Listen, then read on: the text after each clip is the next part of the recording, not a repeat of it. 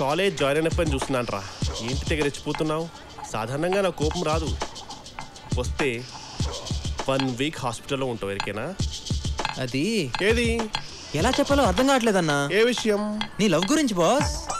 నా లవ్ ఏంటి బోస్ గురించి చాలా బ్యాడ్ గా మాట్లాడుతున్నావు? బ్యాడ్ కాదన్నా, ఫ్యాక్ట్. అయినా నీ పర్సనల్ మ్యాటర్ గురించి నాకెందుకు? సీట్ కింద బాంబు పెట్టి వెళ్ళిపోతావేంట్రా? కూసో కూసో చెప్పు. ఇప్పుడు మన గ్యాంగ్ లో మన గ్యాంగా? రేయ్ నువ్వు ఆగ్రా బై. నువ్వు చెప్పు. మన గ్యాంగ్ లో గీత ఉంది కదా. ఉంది. అయితే తను నేను ప్రేమిస్తుంది బాస్.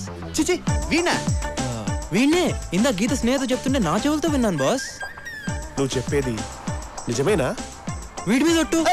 నేను నమ్మను. నువ్వేంటి బతుకున్నాడు ఎవడో నమ్మడు. కావాలంటే చూడు గీత నేను ఎలా చూస్తుందో.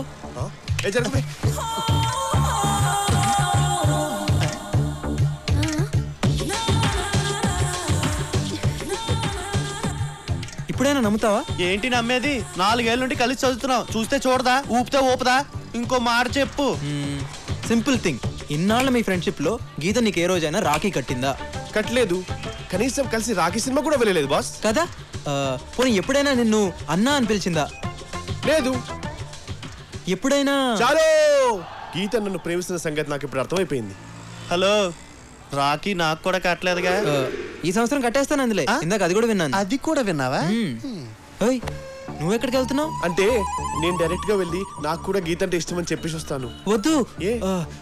ఇప్పుడే మీ ఇద్దరి మధ్యన ప్రేమనే విత్తనం మొలిచింది. అది మొగ్గై పువ్వై రాలిపోద్ది.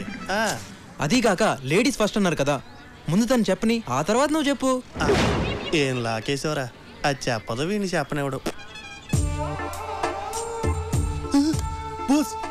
రేయ్ వాడు నమ్మద్రా, నేను ఎదవం చేస్తున్నట్రా. నా మాట వినరా. నోర్మై ఎల్కేజీ నుంచి ఇంజనీరింగ్ వర్క్ పక్క పక్కన కూర్చున్నాం. ఎప్పుడైనా ఈ విషయం చెప్పినావరా? ఫ్రెండ్ అంటే వీడేరా.